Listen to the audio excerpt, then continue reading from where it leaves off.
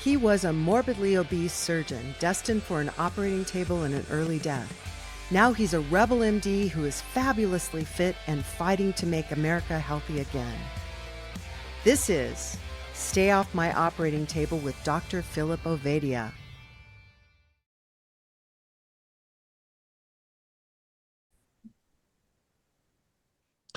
Hey, folks, welcome to the Stay Off My Operating Table podcast with Dr. Philip Ovadia.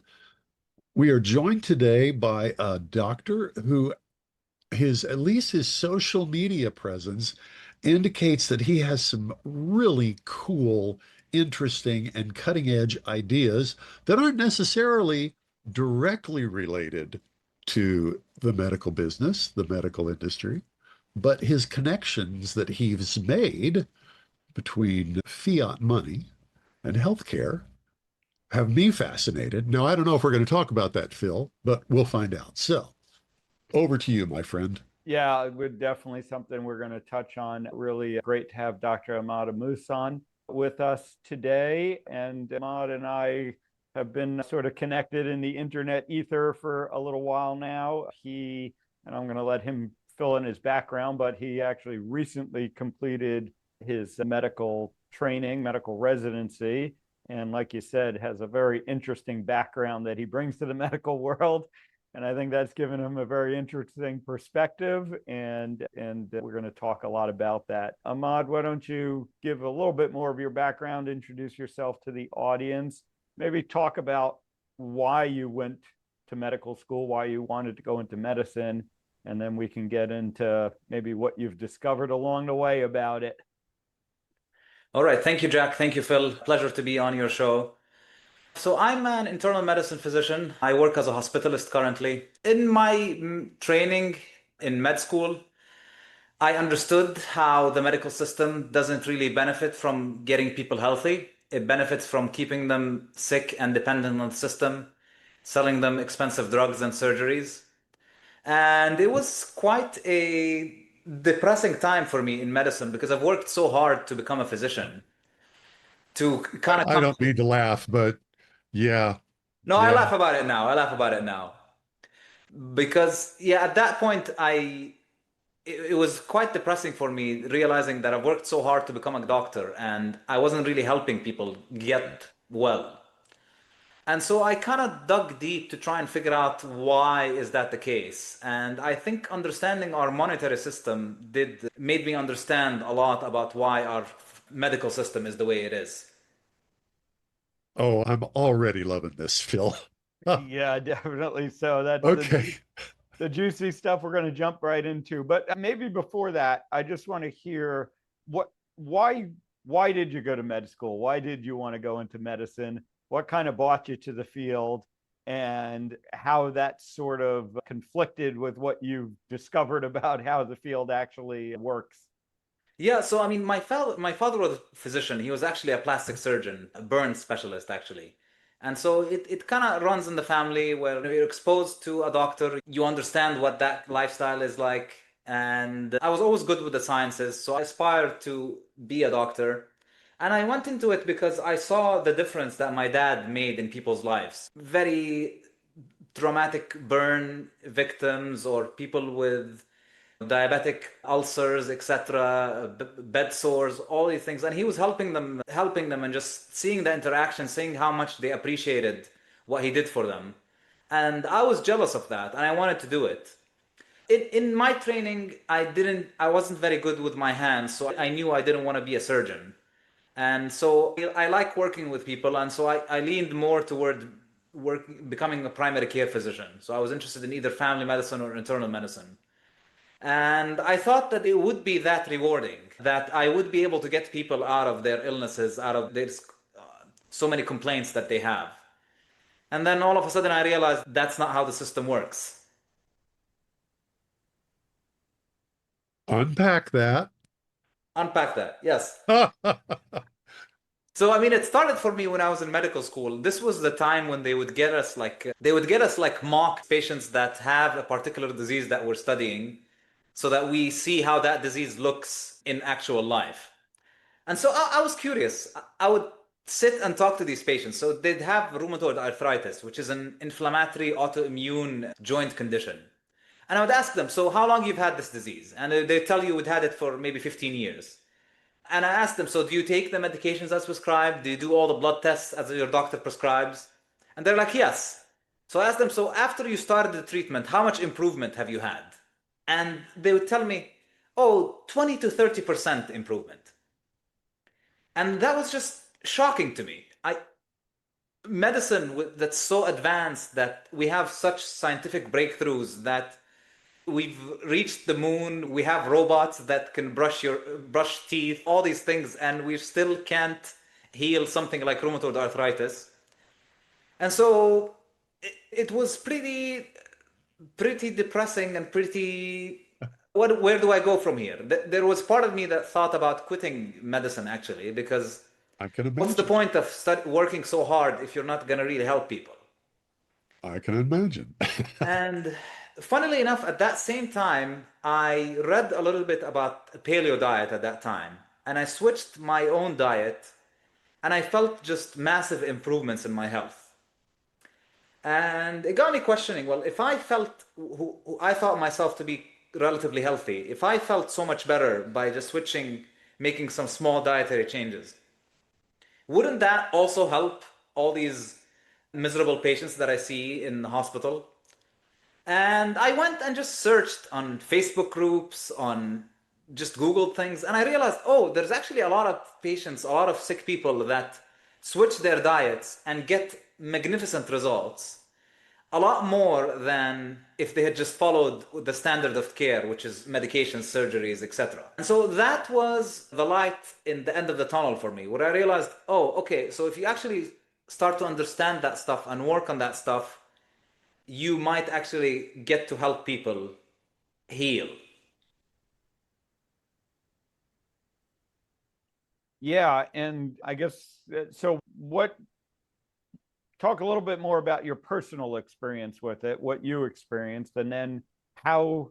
And again, you're kind of starting out your career now, and that's one of the reasons I wanted to talk to you. Right? We've had plenty of doctors who have gone through this transition, like myself, mid-career, right? But it's going to be very interesting to kind of hear about someone who's just starting their career and figuring out how this can look, right, moving forward for you as a physician. But talk a little bit more about your personal experience first, from the dietary changes and the broader kind of look at your health.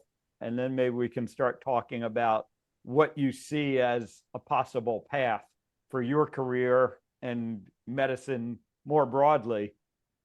Yeah, so for me personally, like, I thought I was relatively healthy, wasn't overweight or anything. I always had some sort of like mood issues, either anxiety or depression. And after I cut sugar from my diet and started to focus more on meat and fat, these just immediately went away. Every morning I would wake up energized, I would wake up happy. Small things that used to not really mean much to me started becoming joyful. I enjoyed going on a walk. I enjoyed laughing at things. And it was just a major upgrade in lifestyle in general, and with very small interventions. And I also Now, were you in med school at the time? I was in med school. Yeah, I was a first year medical student when it happened. Oh, okay. Yeah. And energy wise, I also felt a lot more energized. I used to force myself to work out. Now I wanted to work out. It wasn't punishment for me anymore. I wanted to work out. I had the energy, and I became a lot more active. I started going hiking, all these things. So that's how it was for me. And it was so powerful that at that point, I thought about just quitting medical school and maybe just focusing on learning on my own, maybe finding a mentor that would teach me these things. But I kind of, parent pressure maybe, I decided to just stick with it so that I would get the credentials at least. And yeah, I stuck with it in the hope that once I finish my training, I'll be able to just practice the kind of medicine that I want to practice. And this is what I've been working on right now. And I have my hospital job, which I try to make as little medication oriented as I can. But I also have my own online consulting service where I see patients online and I focus on the sort of medicine that I want to practice. Yeah. So, what's your perspective on how doctors can start to integrate this? I think you came to the conclusion, right, like many of us have, that working in your job as a hospitalist, right, which means that you're working for a hospital, you're employed by your hospital, there isn't really the latitude to practice this type of medicine. So what do you see as the future for doctors as individuals who want to do that, and how ultimately maybe that does become part of the medical system? Maybe not the current medical system, but almost as an alternative medical system, as it might be. Yeah, I mean, so I honestly think that the current system is collapsing. It's collapsing right in front of our eyes. It's kind of like dangerous being in a hospital these days. I'm in Boston, Massachusetts, and the hospitals around us are just always disaster zones every day. Overpacked, crowded, people staying in hallways, people staying in the emergency rooms for several days, people waiting 20 hours to be seen by a physician in the emergency room. And so physicians have to be kind of concerned that this system is not going to last very long unless there's some very drastic changes, which I don't think are going to happen. This system's likely going to collapse before we get another alternative one. And so the best thing physicians need to do is, so what value are you bringing to people that's different from what the system is bringing people? And how are you going to connect with the kind of people that will appreciate these services? One venue to do that is to try and get a social media presence so that people that think similar to you want to see you. Or another one, which that's how physicians used to be a long time ago, is if you just create a community around you from your family, your friends, and grow a practice that way, where patients can work with you that way, and you grow it that way outside the system, then I think that's a good way to start.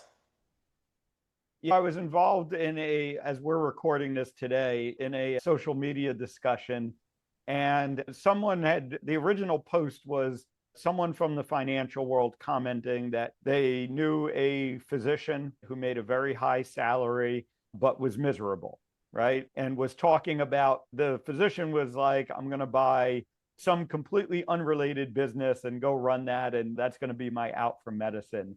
And this person, and then one of the people that I'm connected with, sort of commented like, no, that physician should be figuring out how to leverage their knowledge, their skills, but do it outside the system. And of course, that's a lot of what I've done and you're doing and many others are doing. But it got me thinking, physicians used to be entrepreneurs, right? It used to be, not that long ago, 40, 50 years ago, right? The vast majority of doctors were running their own business. They were in a practice that they ran, or a small group practice that them and their buddies ran, basically. And they were entrepreneurs and they were physicians. Today, that's almost unheard of. I think the most recent statistics are 90% of physicians are employed by either a hospital system, an insurance company, VC, lots of different things, right? But no doctors run their own practice anymore, essentially. And it occurred to me that, and you obviously have a more recent perspective on this, that the medical education system today discourages the type of thinking that it takes to be an entrepreneur. And I'd love to hear your thoughts on that and your perspective, since again, you just finished med school a few years ago. I have not that I have much hair anymore, but what little I have left is now gray. Yeah, definitely. I mean, I think a major problem with modern medicine these days is it selects for personalities that are just good at following orders. And the selection process in order to make it to medical school has just become so complicated and so difficult that it only selects for people that are just willing to sit down and not question anything and just study until they make it there. And I was there, like in college, the first day where we had like pre-med orientation for people that are interested in applying to medical school, there was like hundreds of us. And soon enough, those numbers started shrinking. And all the people outside that circle ended up doing a lot cooler things. And the ones that were entrepreneurial, that were thinking about starting their own businesses, they weren't attracted to that factory line to make it as a doctor, which is just sit down and study and memorize. And then, so this is for the selection for people. But again, on the much bigger level, the economics, the financial reality of it, of life nowadays, living under a financial system that propagates and is built on inflation, means that everything needs to keep getting bigger. All groups need to be getting bigger. Clinics need to be getting bigger. Hospitals need to be getting bigger. And the reason is the bigger the institution is, the easier the access is to loans. And all these institutions, you need a lot of loans because that's the only way you can fight inflation that's killing savings and killing value in normal businesses. So a small clinic can only get so many loans in order to keep its business running. It makes a lot more sense for these doctors to join a bigger practice because that bigger practice has access to a lot more credit. And so it can survive financially a lot better in our current system. So and this is why I got excited about this conversation. You've diagnosed a completely different cause than we will normally hear. I would say, we've never actually heard this. Normally, we point to the problems with our current system of medical care as an obsession with drugs. If you can't fix it with drugs, it can't be fixed. Or in rare instances, maybe we can cut something off or cut something open and replace something. You're not saying that is not going on, but you've gone even deeper talking about oh, one of my favorite rabbit holes, the financial side of the whole thing. Phil, how deep do we want to go to unpack this? Yeah, no, this is going to be great. Maybe before we get to the institutional level discussion, right? We can also just talk about individually as physicians, right? One of the issues, right, that prevents doctors from becoming entrepreneurial and going out on their own is medical school almost guarantees that you are going to come out of it with a fantastic amount of debt. I mean, it's just mind blowing. It's even mind blowing to me the difference between what I paid for medical school 20 years ago and what you probably paid, or 30 years ago for me, and what you paid finishing a few years ago. I mean, just it's to the point that, so it used to be like if your parents were a doctor, right, you could probably afford to pay for medical school and not have to take out loans. Now, literally, unless you're parents are some financial billionaires, multimillionaires, decamillionaires, at least I think you have to be at, that you could actually afford to pay for med school out of your pocket. So every doctor being trained in the US today comes with a fantastic amount of debt. And therefore, they have no choice but to go take the employed job. Like you said, they're not going to be able to get a loan to start a practice on their own. So and I thought about it from the individual, but I really haven't thought about it from the institutional level that you just brought up, that it's a similar problem here. Yeah, and again, before we go into the institutional level, there's another institutional part of this, which is there's an artificial scarcity in medical education where it's very difficult to just go and open a medical school. And this started with the Flexner Report in 1910, where they closed more than 50% of US medical schools because they didn't follow the official guidelines. And I mean, the What was that AMA report again? What was that report? That report was called the Flexner Report in 1910. Flexnor? Flexner, yes. NER. And the purpose of that report was to standardize the practice of medicine in the US. See, at that point, medicine in general, going to a doctor didn't just mean going to an allopathic doctor or a pharmaceutical doctor. There were other kinds of physicians like osteopaths, chiropractors, naturopaths, homeopaths. So you go to any kind of doctor that you choose. The Flexner Report came in, and later we found out that Flexner was heavily funded by the pharmaceutical industry. And they decided that only medical schools teaching pharmaceutical medicine can continue to teach students. And so more than 60% of US medical schools shut down. And the AMA at that point had a policy where, they wanted to increase doctors' salaries. So they wanted to reduce the number of doctors in the US. It's not really working out great right now because medical education became very competitive, very expensive, and there's definitely a shortage of physicians based on what people need. Yeah, and there have been further bottlenecks put in the system by the limits on after you graduate medical school, right? You then have to get your training in whatever specialty you're going to go into, internship and residency and fellowship, we call this. And those spots are also limited, right? Because you would think there aren't enough doctors, right? Or pick a specialty, right? Cardiac surgery, my specialty. There's clearly a shortage of cardiac surgeons.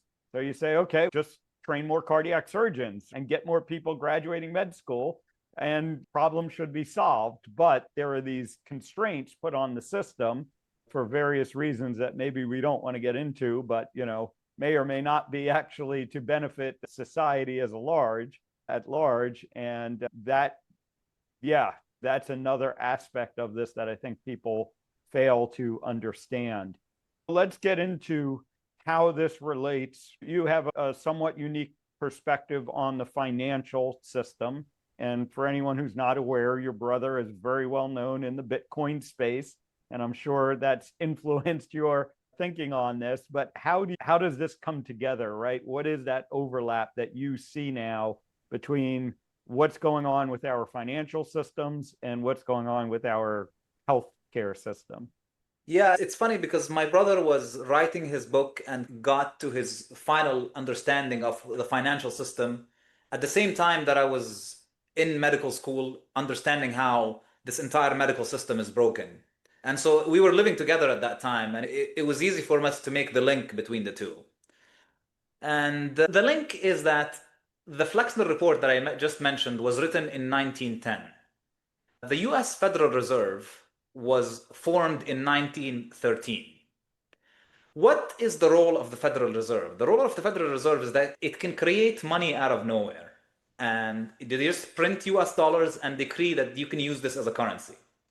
And what is the problem with that? The problem with that is that this money can go into institutions that the federal government favors as we want these institutions to prosper. We want them to carry on. We want to give them money. It's no longer a free market process where patients, clients, citizens select what actually works for them. Everything's coming centralized and funded by the government. So it's what the government decides to pursue, what the government decrees as this is what people should do, that gets the funding. So in the case of medicine, what does it mean? It means that this American Medical Association just grows, gets a lot of funding and support from the government, gets very strong, and it can decide things like, I want to close down 50% of US medical schools. Okay? It now has the legal ability to put someone who's practicing natural medicine, herbal medicine, put them in jail for not practicing standardized medicine. And so this is where it all started. It started with how did the government get so strong? It got so strong because it had access to unlimited amounts of money.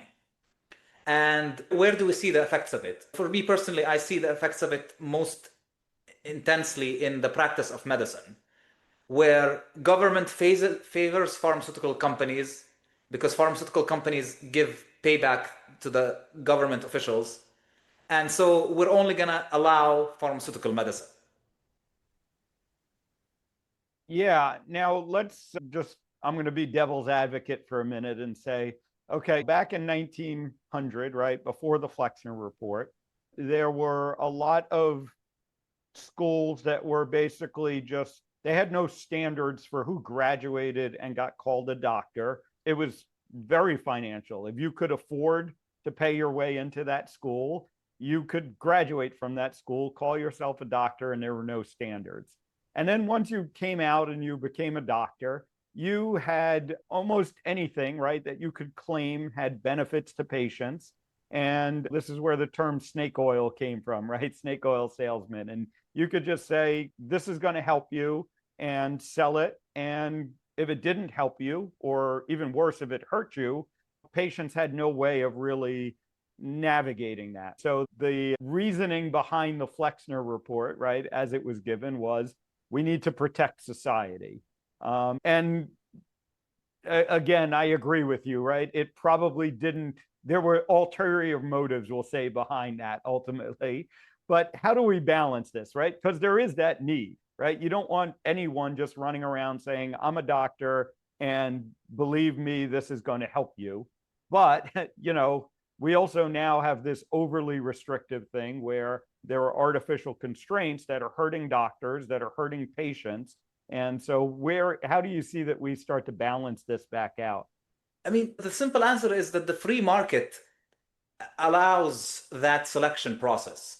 It's not to the doctor's advantage to go and poison people, because the first 10 he poisons, people are going to find out, oh, he's poisoned 10 people. So people are going to stop going to that physician. If he's selling something that might work as a placebo, it worked as a placebo. Let it go through. But it's to no doctor's advantage to actively poison people. And if someone is practicing some sort of medicine that's helping people, he would start off by doing it on his friends. And his friends are going to tell their friends. And that's how the practice of medicine grows. While if they were actually harming people, then the word would go around and people would stop coming to them. So that's how free market process works. And the free market is kind of how most practices work these days. That's how clothing, that's how the shop that sells shoes beside you works. You know, it's gonna sell, it has the incentive to sell you good shoes, because if it doesn't, you'll stop going to it. And so that was the practice. And also the poisons we were dealing with back then are nowhere as poisonous as what pharmaceutical companies make now. So the risks of them is nothing compared to what we were dealing with now, unfortunately. So there wasn't that much of a leeway or much of a discussion of how toxic these things can get. Yeah, it's interesting, right? In a lot of ways within the pharmaceutical world, we won't call them poisons, right? But the things that have ill effects are just another opportunity to now put the patient on a different drug to treat that side effect, versus saying, why are we giving this thing in the first place if it's hurting this person? It's interesting how that's been reframed. Yeah, and from an Austrian economics perspective, whenever there's a centralized authority that wants to control everything, wants to control the practice of medicine, the problem with this authority is that it's very easy for it to abuse its power, or it's very easy for it to be overtaken by a certain group. And so in the case of medicine, it was taken over by the pharmaceutical industry. And it's going to be very difficult to have a centralized authority that runs medicine in an entire country and not have it get corrupted, because it's going to be so big that it's going to get corrupted. And that's why decentralization is the key. If doctors want to start forming societies that decide for them what they want to practice, then that's fine. But there shouldn't be one central authority that handles all these societies. When it's that big, it's going to be captured, it's going to be corrupt. I want to play devil's advocate, but I'm not going to, because I'm in violent agreement with you. Centralization all by itself was probably a good idea when a snake oil salesman could ride his burro into town, run his smooth mouth, dump his product off on a half a dozen unsuspecting people, then get out of town before sunrise the next day and be far enough down the road that it was more trouble than it was worth to alert the next town that this guy is a scoundrel. Today, we do have the ability to let the entire world know in seconds that a guy is a scoundrel. Now, in fairness, the way we are able to communicate is also a fairly centralized form of communication. So that's got issues on its own. But yeah, the need that drove the creation of these centralized authorities, I say in air quotes, that world doesn't exist anymore. So, all else being equal, which it isn't, the centralized authorities are basically now involved in justifying their existence, and there's no reason for them to exist. I'm going to get off my soapbox because I got to get off it or I'll just never shut up. So, Well, let's bring this to, okay, so what do we start to do about it? Yeah. If that's the issue, and I'd love to hear your thoughts on what do us, the individual doctors, start to do? And then what do you think can be done at the systemic level? If you get the call from RFK tomorrow, come take over and fix the system, right? Where would you start so that to improve this? Yeah, so I mean, the first thing as physicians is, again, you need to try and break off the system, because you need to understand that this is happening, understand that the system is toxic, understand that the system benefits by keeping people sick. Once you understand that, you're naturally going to try and think of ways to try and get out of this mess. And that's up to you as a smart physician to try and figure it out. How can I help people in my field while breaking off from this toxic system? So that's on a personal level. On a systemic level, the best thing we can hope for, is for the system to collapse. And the way we do that is what we stop rewarding them with our money. The way you do that is you aim for a decentralized currency that is not controlled by them, that they cannot inflate by printing out of nowhere. And the only currency that now fulfills these criteria is Bitcoin. Bitcoin is a decentralized alternative to central banking, where you and a software can act as your own central bank, and you can verify transactions with other people without needing a third party. And what that means is I can finally send money to someone, and I don't need a centralized authority to tell me whether this transaction is valid. And the most important thing with it is that its supply is limited.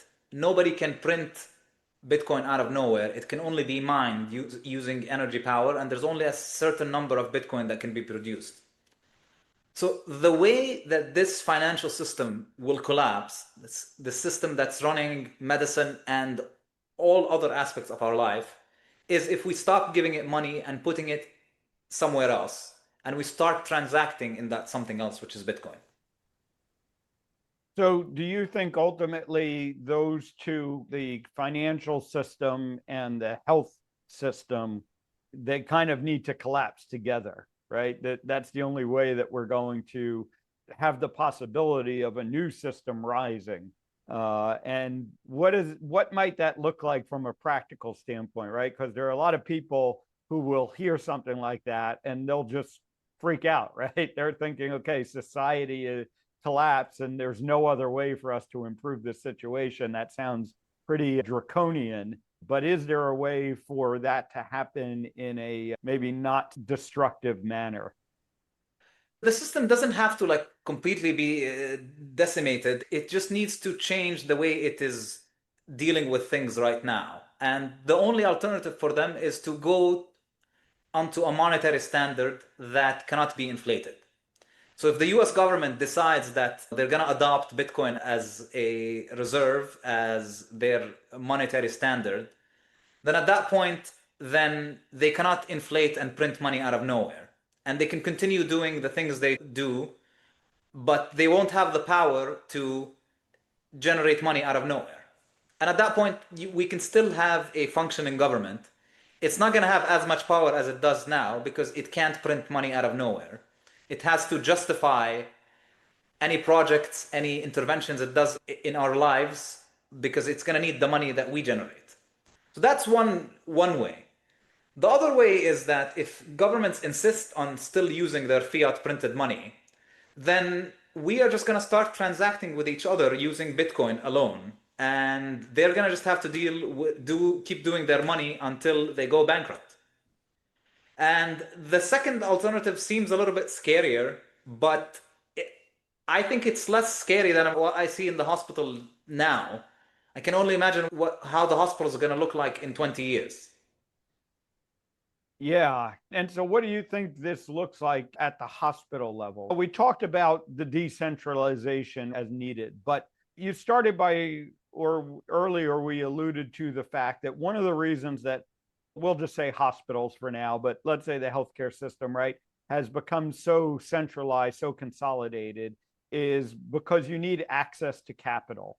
And there are there's lots of bad that goes with it, but there's also lots of good, right? So let's say we have these robots that can aid with surgery, and it makes surgery a lot less invasive, and it actually has great benefit to patients, right? But these are multi-million-dollar systems, and me as an individual surgeon, right, I can't go and buy the robot, and I can't put all the infrastructure, right, that I need to do a procedure like cardiac surgery, right, in my little center. So there is some need for those bigger sort of systems.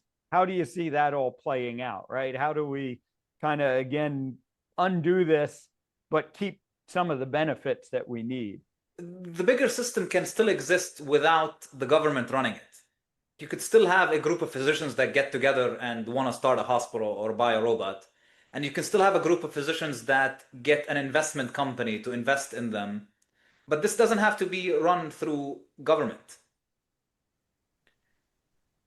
And the main way, just so we can be clear for people, the main way that the government really ends up controlling or owning the healthcare system these days is insurance, right? They are the biggest insurance payer, and either directly or indirectly, they're footing most of the bills these days.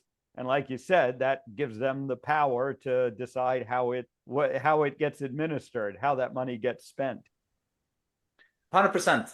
And also legislations in what doctors who can enter medical school, who can open a medical school, who can open a hospital, who can practice as a physician, all these things, that's just all centralized.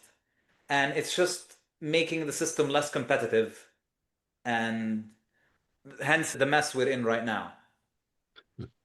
I had a good friend who was in the medical software business. Actually, entrepreneur, became very wealthy, creating a software for the medical industry 20 some years ago.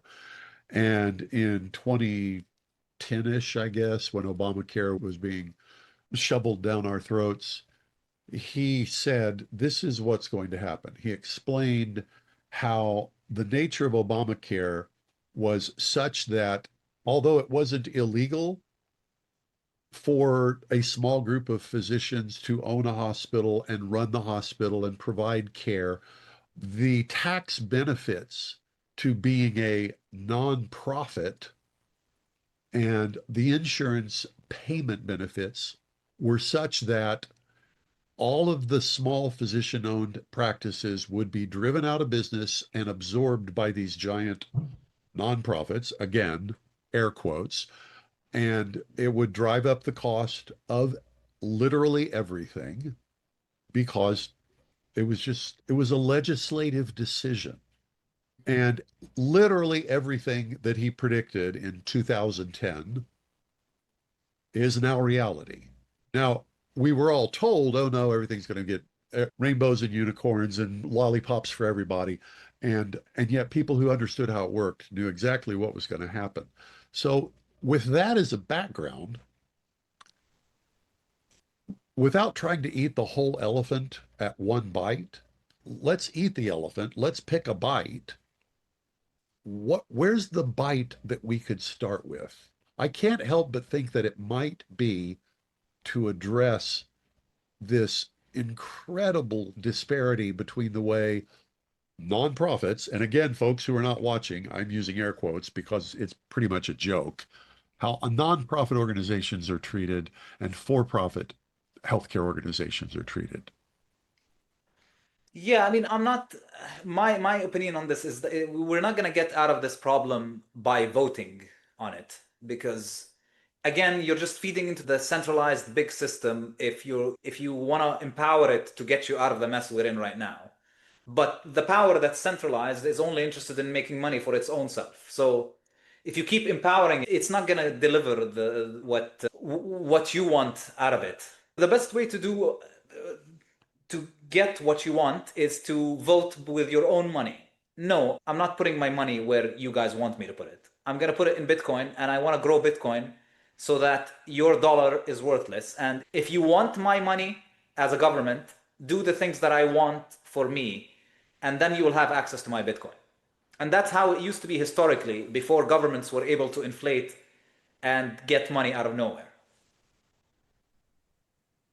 It's been so interesting to me on a personal level, right? As I went through my realization about my own health, right? And similar journey to you, right? Realized that changing my diet can have these profound effects. And that just started opening my eyes to so many different things, right? And Bitcoin became one of them. And we now see a lot of overlap, right, between these circles. A lot of the people within the Bitcoin community are talking about carnivore diets and paleo diets and alternative approaches to health. And what is still a very small number of physicians that I've seen sort of wake up, right, and say, okay, we want to get out of this healthcare system. It almost seems inevitable that they start talking about Bitcoin and things like that. I guess maybe that's further evidence of it's the same problem, or it's coming from the same place at least, right? It's different manifestations of the same problem. And it's kind of like how we now talk about insulin resistance, right, leads to heart disease, but it leads to cancer, it leads to Alzheimer's disease, right? Fiat currency ultimately is what leads to all these different societal issues, one of them being our broken healthcare system. 100%. I mean, the money is the root cause of all evil in this case, the fake money. Yeah. Yeah. Again, bringing it back maybe to some practicalities. What do you think the next 5 years might look like for you? And what do you hope, by the time you're ready to retire from being a physician, what are you optimistic that if your children decide to become physicians, they won't end up facing these same issues? I am not optimistic right now. Maybe in 50 years I will be. I don't know if my kids are going to be able to get into a medical system that's better, but hopefully my grandkids maybe. The way I look at it is we need to get decentralized. We need alternative ways of thinking about health and alternative ways about thinking about medicine. And the more we grow this decentralized approach, the more it's going to attract patients there. And hopefully they'll start feeling improvement and attracting more people there. And that will grow and become successful, and it becomes a valid alternative to the modern system that we have right now. A major problem with medicine nowadays is it's very difficult so if you understand that the modern medical system is broken and pills are not the answer, so what is the answer? That's very difficult. Diet works very well. There are also other things that we need to unearth a lot of the old healing modalities that have become suppressed over the last 100 years. We need to unearth these so that we combine them with all the scientific knowledge that we've made, all the understanding we've made about diet, and so that it would be quite incredible to see how healthy we can get people with all the knowledge that we have. It's pretty incredible if you think about it. If you had all the ancient healing modalities combined with the internet and AI and also the advances we've made in surgery and in pharmaceuticals, all of these working in a way to actually help people, not just make money for a centralized authority. It's quite incredible to think about the results we'll be able to obtain. And that is what people need to be thinking about, is how do we start to integrate the old learning and not have any school of thought be suppressed, but everything working to get people healthier. Yeah, I think you're exactly right there, right? And one of the things, right, that you alluded to it with that model patient, right? that they're like, we got a 20% improvement. And you're sitting there thinking, why is that good? And that ultimately is one of the things that, for me, with heart disease, right? They talk about these minor improvements from this and that, and even the surgery that I do. Great. But why is heart disease still the number one killer? Why haven't we made a massive improvement against this? And I think you're right. One of the things I'd love to touch on before we wrap up, I know you talk a fair amount about quantum biology and circadian biology. They're kind of related, but maybe give us the quick primer on what that is and how you see it playing a role in being able to help patients. Yeah, I think this is a very important area that doesn't get as much attention as it should, and it definitely doesn't get any attention from modern centralized medicine. But we live in an environment that's we live under artificial light all the time. And this has only been a manifestation of the last maybe 20 or 30 years where we are living under fake LED light 24/7. And the relevance of that is, so there's a very good book about this called Melanin, the Master Molecule. And what it shows is that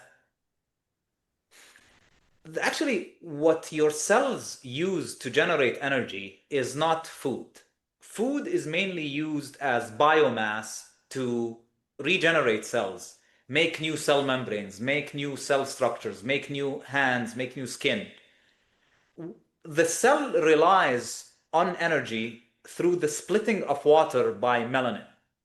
So melanin is not just this compound that's giving me this tan, it's also present in every cell. And it's a molecule that works by absorbing light energy. And it absorbs this light energy and uses it to split water into electrons and protons. And it generates electric currents that way and actually converts chemical energy into electrical energy that can be used to power everything in the cell.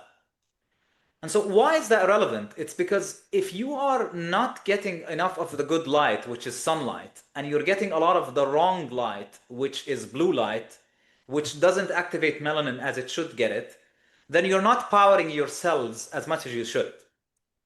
And it goes hand in hand with a lot of the learning that we've learned about diet, about insulin resistance, about sugar, which has caused so many illnesses over the last 50 years.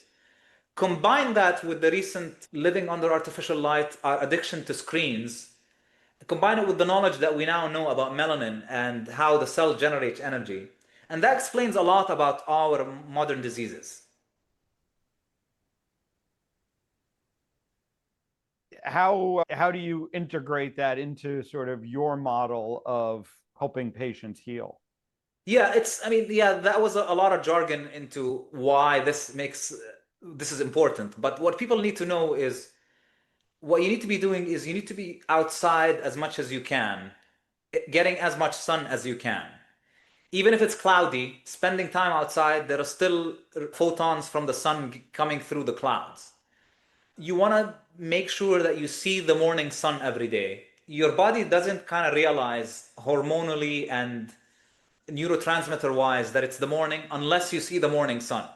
As early as possible, I see the sunrise. That's the ideal scenario, but as early as possible, you want to see at least 10 minutes of the morning sun. So maximizing the amount of sun you get during the day. And then on the flip side, at night, you want to limit the amount of artificial light that you're exposed to. So make your rooms as dim as possible, minimize blue LED bulbs, instead use like incandescent bulbs, and make your bedroom especially as dark as possible. And that will help all these processes where the melanin that's making energy in your cell is charging during the day and also getting the rest that it needs at night. Great. Wasn't Gary Brecka the first one we heard that from, Phil? I mean, I've definitely heard it in other places, although I don't think it's been kind of consolidated, right, with what it can look like within a medical practice. And again, it's interesting. You mentioned earlier, right, to go back to our historical knowledge. That's a lot of what hospitals used to be, was spending time outside, right? The sanatoriums, they were for healing tuberculosis and other things, right? It was a lot about just getting rest outside in the sun is what helped these people heal. And you mentioned about hospitals these days, and the overcrowding is certainly an issue. But I have now become cognizant of this, right?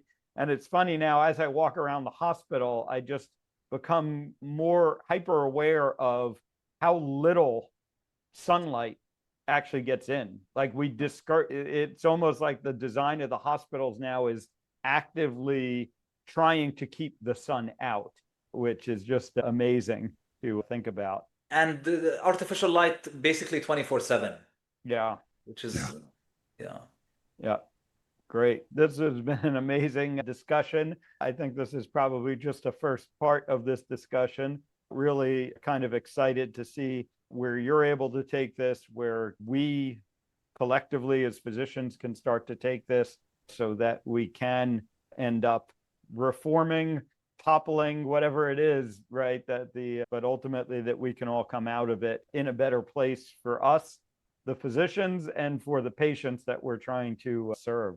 Let people know where they can find you, follow you, and learn more about what you're doing. Yeah, people can find me on X and on Instagram at Ammous MD. I also have a website, ammousmd.com, and I have a free newsletter that talks about a lot of these interesting things.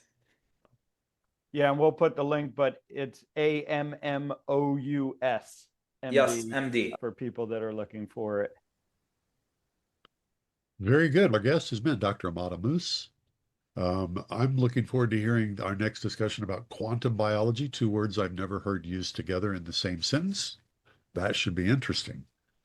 This has been Stay Off My Operating Table with Dr. Philip Ovadia. Thanks for joining us. We're glad you were here, and we look forward to seeing you next time.